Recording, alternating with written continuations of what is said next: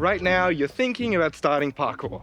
Or maybe you're already a beginner, which means now is the perfect time for me to tell you about the 6 worst beginner mistakes you could ever make. I know, dramatic. Woo! But really, take these few minutes, don't just watch, really listen, and you'll be well on your way.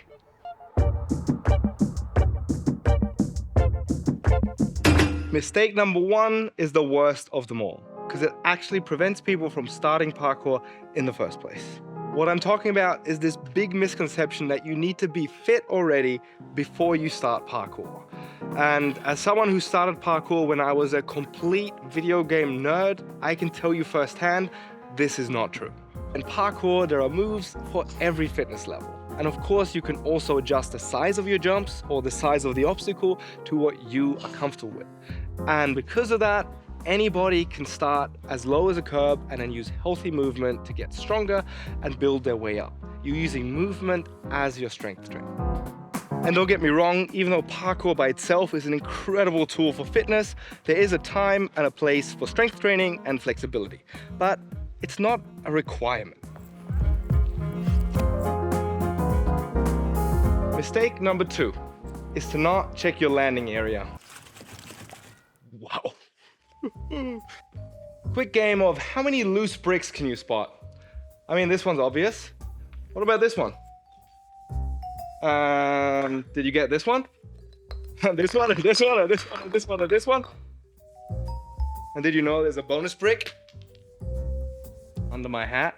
I bet you didn't. I'm full of mysteries. A lot of times what's stable and what's not isn't obvious. So before you jump to conclusions, so to be safe, give everything a good little shake and a second look. Classic grip check. This one checks out. And that way you'll eliminate one of the biggest risks in parkour from the get-go. Mistake number 3 is incorrect technique when balancing on a rail. When we balance on a rail, our instinct is to start walking right away and to place our feet sideways. This technique is not completely terrible, but of course our body is not designed to move forwards while our feet are pointing sideways. And the worst thing about this technique is that it's really difficult to regain your balance once you've lost it. So instead, I would recommend you start balancing with this technique. First of all, start with your feet pointing forwards. Then slowly get up onto the rail, keep your knee slightly bent, and just practice standing. Once this feels comfortable, slowly switch to the other foot and then stand on that foot. And since you've mastered standing, you can always regain your balance once you've lost it. And now that you have the correct technique, it's all just about practice, and soon you'll be a balance master. Mistake number 4, an unhealthy obsession with the backflip. Hep-bop. This is a little bit of a serious one, so please come over here for a second. Come on, don't be shy.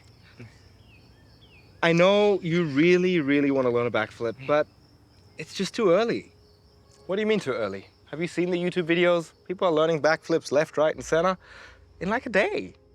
Why can't I do that? The point is not if you could or could not learn a backflip right now. The thing is, you're not ready for the backflip yet. Even if you were gonna land it, your technique would suck. You're a beginner, the backflip is an advanced technique. There's a lot of movements that you still gotta understand that are part of the journey of becoming a person who can do a backflip. Well, if it's not that special, why are you doing backflips all the time? I'm gonna risk sounding like a billionaire who's telling you that money is not gonna make you happy. But trust me, those big tricks or massive drops and gaps might make you satisfied or happy for a moment. But true fulfillment and joy from parkour is in the small movements. And before you can't appreciate those small movements, those big tricks are never gonna really make you happy. All that's gonna happen is that you're either gonna end up injured or you're gonna keep chasing the next bigger trick and the next harder move until you one day realize that it was all pointless. So you're telling me the fastest way to achieve my dream of freedom of movement symbolized by the backflip is to actually focus on the basic parkour moves and use them to fall in love with movement itself, which then will automatically prepare me to learn any other advanced move I could ever imagine. But once I have that ability, it will become meaningless because I've realized that actually the goal is not the backflip itself, but it's always been to use movement as a tool to improve myself as a person, to become stronger mentally and physically. Thank you. That's exactly what I've been trying to say. Thank you. So be patient and master the basics. Mistake number 5 is getting up too soon after landing a precision jump. Of course, we want to stick our precision jumps because that's how we practice control in parkour, and control is very important because, well, when you lose control, you hurt yourself. So when we stick a precision jump, the wrong thing to do is to try to get up right away. In a precision landing, this right here is the moment of truth. Right now, anything could happen. I could fall forwards, backwards, or I could stick the jump perfectly. In this example of bad technique, I try to get up right after landing on top of the obstacle, and I attempt to find my balance while standing up. So remember, if you want to stick the landing, don't try to get up right away. Instead, once you land, stay nice and low. And down here, it's easy to find your balance, easier. And once you found your balance, that's when you get up. And if you do that, you'll find your precision jumps will get more consistent, real quick. 3 in a row, 4 in a row. We could be here all day with this simple change in technique. Let's move on to the next one.